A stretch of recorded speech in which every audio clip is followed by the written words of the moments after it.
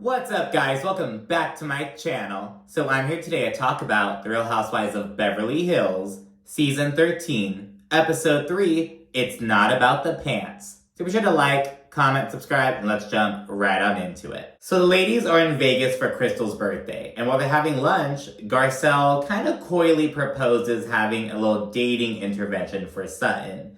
Because she says that Sutton is a one-date wonder, and Sutton's like, well, you can't even get on first date, so worry about that before you worry about me and my second date. So they kind of hone in on why Sutton cannot get a second date. And, you know, she kind of speaks on how, she was ghosted after having a great date with someone. After having this great first date, she invited him to this, black tie gala she had to go to over in New York City. Then he ghosted her.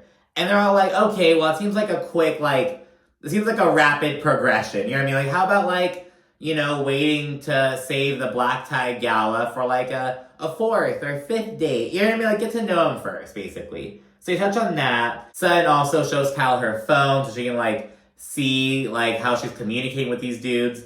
And they all make fun of Sutton because I guess Sutton complimented this guy by being like, oh, your triceps are amazing. And they're like, triceps? And just kind of clowning Sutton. And to be honest, I really feel Sutton. Dating's hard, girl. I'm 26 years old, and, it's hard dating, damn it. I can only imagine how it's for Sutton. It is hard, you know what I mean? Damn it. Kyle also, FaceTimes a dude to Sutton's dismay. And it's like, Sutton, girl, you cannot trust Kyle with your phone. She proved that to you last fucking season. I can't. Afterwards, the ladies all get ready for Magic Mike's and, dinner and everything.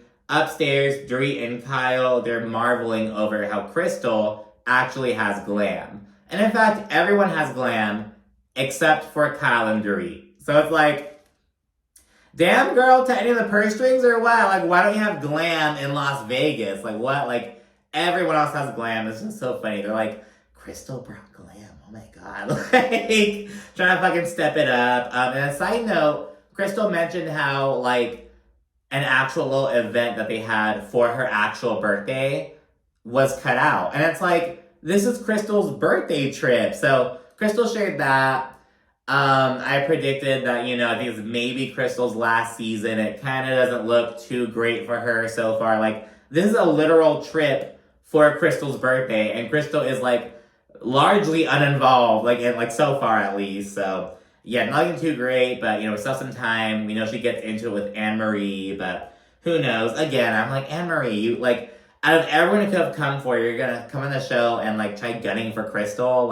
That's some low-hanging fruit, in my opinion. But anyways, we then see Sutton. She's looking for her pants. She's looking for a pair of white trousers, and she cannot find them. And she's shit-talking Avi, her assistant. She's like, oh, he's gonna be dead. He's a dead man if he forgot my trousers, blah, blah, blah. She calls Avi over. He comes in. He's all frazzled and shit. And she's just like, I can't find my trousers. I can't find my white trousers. And he winds up finding them. And she's like, oh, never mind. They're right here. But this doesn't quell her shit talking. Because she's like, oh, this is why I like to unpack my own things. So I don't need a map. So I can be in complete control and be organized. And Garcelle's because they're sharing a room. And Garcelle's like, oh my gosh, I hope he's getting paid a lot of money. And she's just treating him like crap, kinda, I don't know. And people are like, oh, it's just they're messing around. But it's this is on camera, and this is when Avi literally did nothing wrong. You know what I mean? Imagine how Sutton is off camera when he actually might drop the ball on something because he's human. Oh my, I just didn't like it.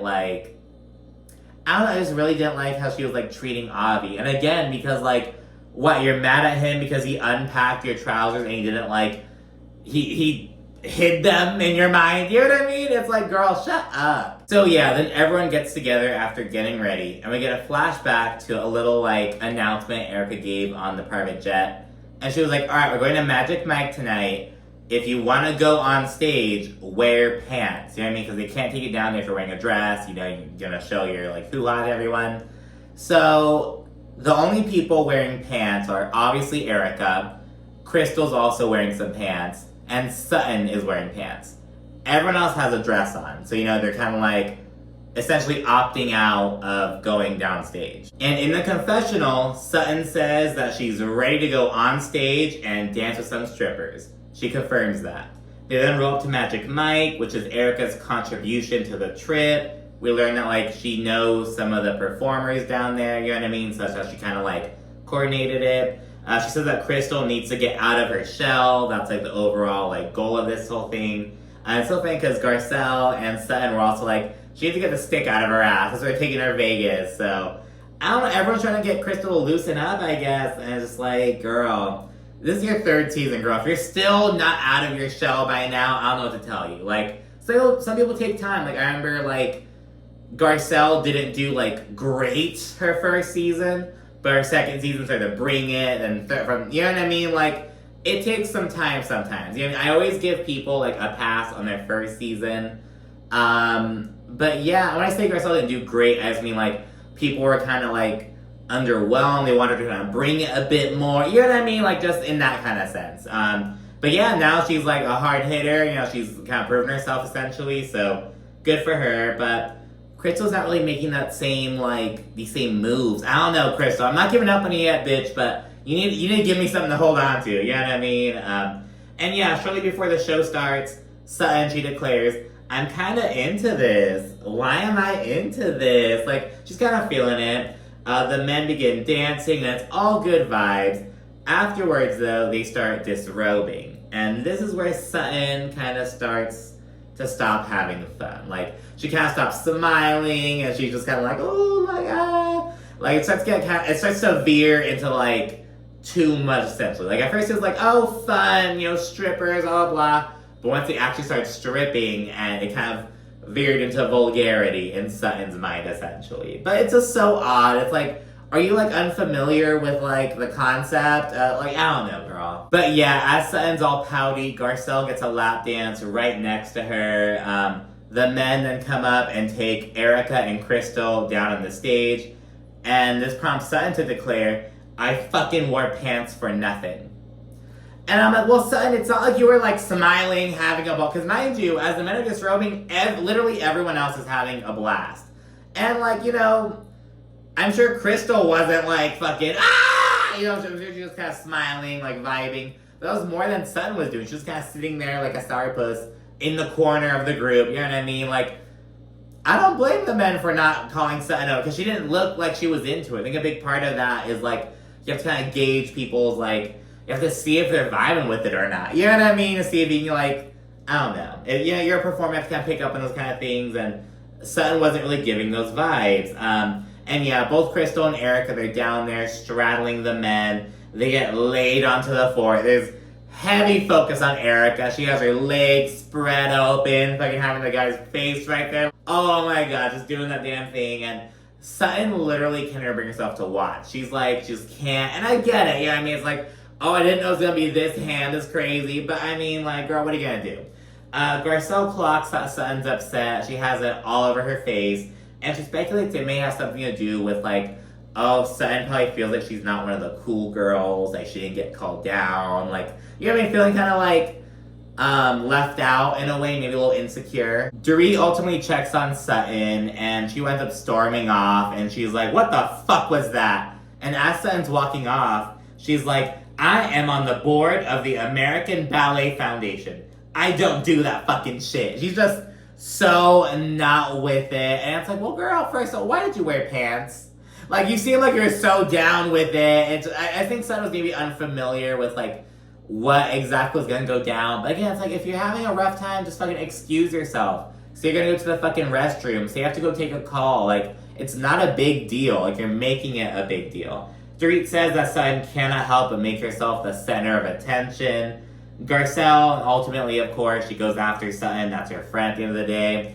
And Sutton says, you know, it's all fun until she saw her friends busting it wide open with the guys' faces in their crotches. That was when it kind of made her uncomfortable. Which, you know, I'm like, which isn't like, it's, you know, understandable, I guess. You know what I mean? But it's like her reaction isn't. I understand Sutton feeling, like, uncomfortable maybe, but it's like, be a fucking grown-ass adult and, like, remove yourself from the situation. just maybe, like, I don't know, girl, like, you're in Vegas, like, I don't know.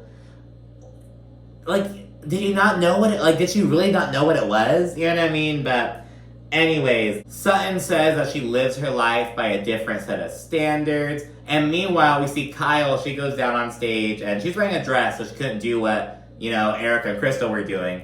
But this dude, like, puts whipped cream on Kyle, he, like, licks it off or whatever. So that happens in the meantime. Then Kyle goes and joins Garcelle and Sutton, just kind of checks on how they're doing. And, Kyle asked if Sutton's upset because she didn't get taken on stage, if she just, wore her pants for nothing. And Sutton denies this, though. But in the confessional, Kyle's like, really? I'm pretty sure it has something to do with the pants. In production, they, like, play back all these different moments of Sutton talking about the pants. Like, oh, I packed pants. And even when they're getting ready, she explicitly said, I usually don't wear pants, but I'm wearing them tonight. Like, so, I don't know. I think that is what it is. I think Kyle and Garcelle are hitting it on the nose. I don't think, so Dorit was saying, oh, Sutton, she has to make herself the center of attention. I don't think it's that per se, but I do think that Sutton felt, like, kind of spurned almost. Like, you know what I mean? Especially, like, with this coming on the heels of Sutton talking about, like, being a one-date wonder, not getting second dates. Now she's not getting called onto the stage despite following the instructions and wearing pants. So I can kind of see, you know what I mean? I can see it, but I don't like how she's fucking acting. You get me? And she goes on about how it goes against her brand, and she's very uncomfortable with it all. And Kyle says, look, Sutton, you could have just been offended and, like, walked away without causing a scene. Because exactly, you know what I mean? Though Sutton says that she wasn't, like, being over dramatic. She wasn't being over the top. She was, like, Sutton's acting like she did just walk away and not make a scene. But she did cause a scene, you know what I mean? Like, whatever. Kyle then points out, well, Sutton, you brought all these fucking ones. Like, you were ready to fucking, like Sutton was giving these conflicting signals. She wore the pants, suggesting she was down to go on stage. She brought, like, a ton of fucking ones, suggesting she was with the shits. And it's like, you know what I mean? It's like, what is the truth of it all? And, Garcelle says it's ultimately just entertainment, though Sutton disagrees. She's like, no, not for me. It's not just entertainment for me. Kyle winds up texting the group that Sutton's upset and they have to leave. Crystal winds up going and joining them, though Erika and Dorit opt to stay. Like, fuck that. Like, we're staying. We're having a great time. Basically, fuck Sutton right now. We then see Sutton and Kyle, they're going back and forth. Now, in the preview for this episode last week, we saw, like, this editing where it made it seem like Sutton was calling Garcelle a bitch and Kyle stuck up for Garcelle. No, Sutton actually was calling Kyle a bitch and Kyle was going back and forth with her. Because when we thought Sutton was calling Garcelle a bitch, it's like, because they're actually really good friends. So it's like, oh my gosh, are they, like, fighting? You know what I mean? It was like, oh my gosh. But Sutton and Kyle, like, they're kind of, it's, they want to go back and forth. Like, it's, like, a more common thing. So it's not that big of a deal. So shady editing, but so it's even going back and forth and whatnot. And Kyle really pushes back. Once they get back to the van, Sutton apologizes, and in the van, Sutton says she's trying to gather her thoughts so that, like, she can explain herself and it doesn't get blown out of proportion. And Garcelle's like, well, too late. Like, girl, you should have thought about that like 20 minutes ago. Dorit and Erika then rejoin the ladies, and Erika likens Sutton to Judge Judy. She's sitting in there with a Judge Judy self, blah, blah, blah, just kind of talking a little bit of shit. On the van, Sutton tells Erika that the whole spread eagle head and crotch thing was just too much. And Erika really lets it roll off her back. She doesn't, like, bite back. She doesn't, like, even, argue. She's just like, whatever. And Dorit points out how rude Sutton's stunt was. She's like, 80% of our group just left. How do you think that makes the performers feel? And, the Magic Mike people were, like, catering to us or being so nice. And it's really rude for us to just leave like that. So they talk about that. Sutton then says that she's just offended about the Magic Mike shit. And Crystal, she's right there. She's like, how do you feel that none of us care? And I'm with Erika. Erika started busting out laughing. I would fucking laugh too. Because, like, girl, no one cares. But Crystal didn't mean it like that. She was kind of like, well, how do you feel that you're the only one who took offense to that? And none of us took offense to it. You know what I mean? Like, you're single, we're married and we don't have any problems with it. She went it that way, but she made it kind of sound, she's like, how do you feel that no one cares that you're upset? Like, I'm with Erika. I would fucking laugh too. I'm sorry. Once the ladies arrive at the restaurant for dinner, Sutton apologizes to Erika, who gracefully accepts. And Garcelle, Dorit, and Kyle, they're marveling over how well Erika's taking it. And Erika's like, I told you guys, I gave up fighting for Lent. But everyone's just like, oh my gosh, this bitch was serious. You know what I mean? Garcelle then shares that she's having lunch with Oliver the next day, and she also adds that he's almost divorced. And Dorit, she gives Garcelle some, like, kind, encouraging words about Oliver or whatever, like, which I don't even know why, like, this even turned into any conversation. She was like, oh, how cute, you know what I mean? She was just like, I don't know. In the confessional, though, Garcelle admits that she isn't really comfortable discussing her kids with the group, considering how they were treated last season. And Garcelle's like, it doesn't feel like a safe place. And I really understand that. Like, it's, you know what I mean? Like, considering what Erika, Dorit, Kyle, and, like, Kyle and Dorit's partners, you know what I mean? It's like, it's just not a great energy. It doesn't leave a good taste in your mouth as, you know, a parent. You know what I mean? So it's like, I really get where Garcelle's coming from. I think anyone would logically have that same kind of mindset coming into the season, to be honest. Then there's heavy emphasis on Sutton eating, like, this fish ball. She's really struggling to eat it. Kyle, she's like, you're offended? You just offended me. And Erika's like, no second dates? No wonder. Just talking shit because Sutton's really struggling to eat this fucking fish ball. She, like, has the whole thing on a fucking fork trying to, like, gnaw on it. And it's like, bitch, if you don't cut that shit in the quarters or in half, like, oh my goodness. They then segue to playing a little game. And some of the questions they get are like, what's your favorite song to fuck to? Would it turn you on to be watched having sex? And how many times a day would you ideally have sex?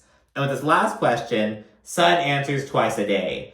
And Erika, she's like, she's probably the worst lay ever.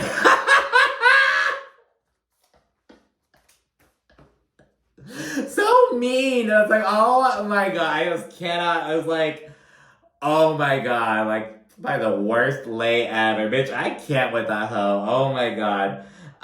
Crystal, she gets a question and it's like, reveal the best compliment that you've ever gotten. And Crystal's like, oh, I've been told that I have perfect nipples. And obviously Lay's like, oh wow. I wasn't expecting that. Dorit, she verbalizes this. She's like, oh wow, I didn't expect that at all. And Crystal's like, well, expect it. You should expect it. And just kind of playfully pushing back and whatnot. And she reads Dorit down in the confessional, though. She's like, how would Dorit know what perfect nipples look like? She hasn't seen anything natural in, like, 5 years. Something like that. I was like,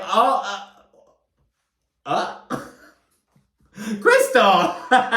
And yeah, they proceed to bring up sex toys, and Sutton randomly blurts out that she has a lot, which clearly throws everyone else off.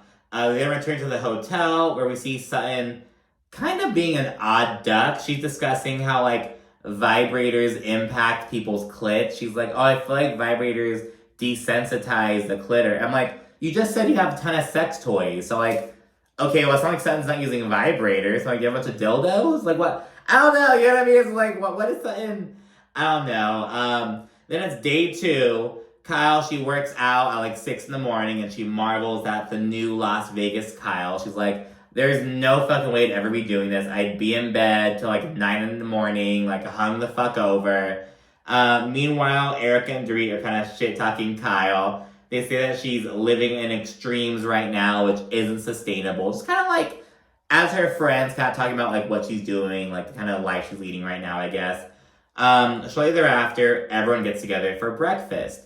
And, you know, after some chit-chatting, Garcelle decides to open up about how she doesn't really trust the group when it comes to her family. Just what she was telling us the night before, just getting open about that. And Garcelle explains that it's related to how, you know, her sons were treated last season.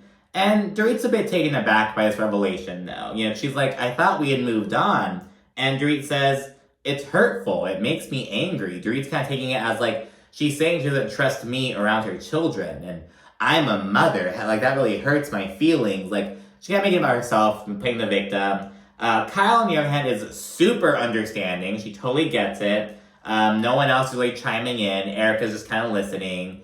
And Dorit, though, she proceeds to question Garcelle and just ask it, like, go on and on about, like, how hurtful Garcelle's comment is, and just, you know, she's just, like, she just won't shut up about it, basically. She's not, like, taking it in stride or, like, you know, really, really listening to Garcelle. She's just like, oh my gosh, like, why did you even say that? Well, I thought we were all good. Just making it all about herself. Garcelle obviously gets frustrated, and so that Dorit doesn't listen. She makes shit personal and victimizes herself. That's what Garcelle says. And yeah, the conversation ends on a really tense note. Mainly between Garcelle and Dorit. Everyone else is kind of like whatever about it. Like, I think everyone else is understanding about where Garcelle's coming from, except Dorit, which is quite odd. And that's where the episode ends. So thank you so much for watching. Be sure to like, comment, subscribe, and stay tuned for more. Thanks again. Bye.